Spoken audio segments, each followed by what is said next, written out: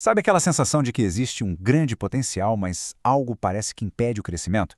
Pois é, hoje a gente vai mergulhar num roteiro fascinante para o autoconhecimento, inspirado numa mensagem do pastor Ailton Santana. A ideia é bem simples, mas ao mesmo tempo muito poderosa.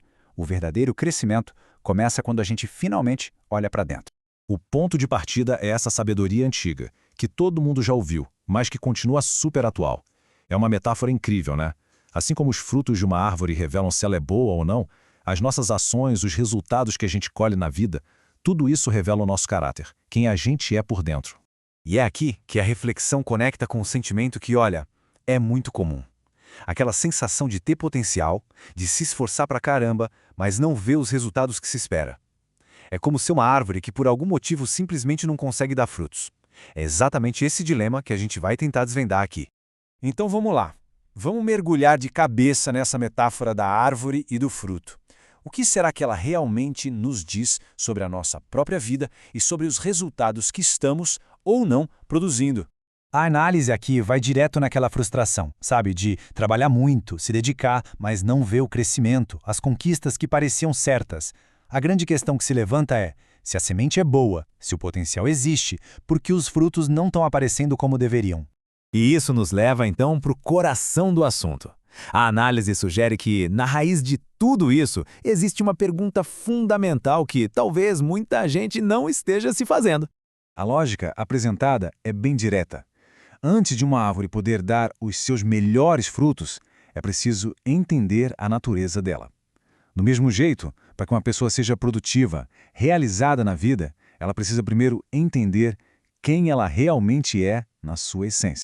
E aqui a análise faz uma distinção que é, olha, crucial. De um lado, tem a identidade superficial, o nome, o documento, a profissão, o nosso crachá, digamos assim. Do outro, tem a identidade essencial, o nosso caráter, nosso eu interior, aquilo que define uma pessoa por dentro.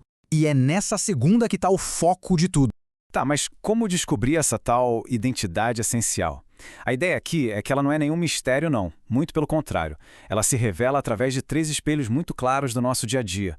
Essa estrutura é apresentada como 3 espelhos bem práticos. São 3 áreas da vida que, quando a gente observa com atenção, refletem exatamente quem uma pessoa é por dentro. O primeiro espelho é o nosso consumo. A ideia é que aquilo que a gente escolhe para alimentar a mente e o espírito, isso molda diretamente o nosso caráter. A gente é aquilo que a gente ingere, não só no prato, mas também intelectualmente e espiritualmente. E essa dieta espiritual inclui tudo, né? Os filmes e séries, as redes sociais que a gente segue, as conversas que temos. Não se trata só de coisa boa ou ruim, mas de todo o conteúdo que a gente permite entrar na nossa mente e que, aos pouquinhos, vá nos definindo. O segundo espelho são as companhias. A ideia aqui é bem direta. As pessoas com quem se escolhe ter uma relação próxima, íntima, são reflexo dos nossos próprios valores e de quem a gente está se tornando. O famoso "diga-me com quem andas". E essa citação da fonte original destaca uma distinção muito importante. Uma coisa é ter uma atitude de abertura, de bondade com todo mundo. Outra, bem diferente, é a escolha seletiva daquelas pessoas que vão ter influência direta sobre a nossa vida. E aí a gente chega no terceiro espelho, as palavras. A reflexão aponta que, especialmente nos momentos de estresse, de raiva, o que a gente fala é uma expressão pura do nosso eu interior. É quando a boca fala aquilo que o coração tá cheio, sabe? Mas e se a gente não gosta do que vê nesses espelhos? A análise, então, explora, usando algumas histórias, um erro muito comum, a tendência de culpar o espelho em vez de olhar para o nosso próprio reflexo. Para ilustrar essa história da culpa mal direcionada, é contada a história de uma mulher que, todo santo dia, olhava pela janela e criticava as roupas que a vizinha estendia no varal. Para ela, estavam sempre encardidas, mal lavadas.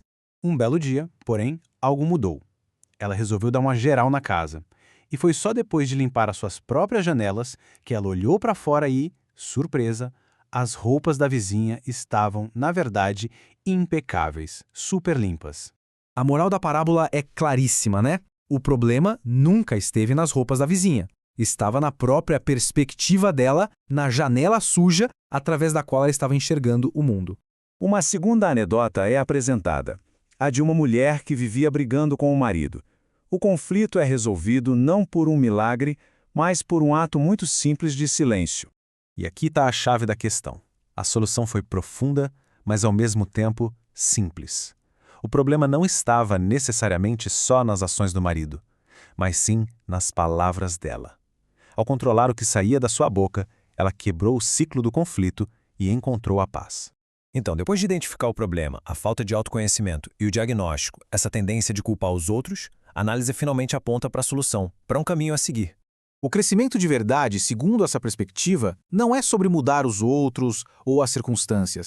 É um processo que começa e termina dentro da gente, com autoconsciência e uma autoavaliação bem honesta. A grande lição, portanto, é esta: o autoconhecimento não é o destino final, mas sim o ponto de partida. É a fundação, o alicerce sobre o qual qualquer mudança de verdade, significativa e duradoura pode ser construída. E assim, a gente termina voltando para a metáfora central, deixando uma reflexão final no ar. Olhando para esses 3 espelhos, o que a gente consome, com quem a gente anda e o que a gente fala, que tipo de fruto a vida de cada um está de verdade produzindo? A resposta, pelo visto, começa olhando para dentro.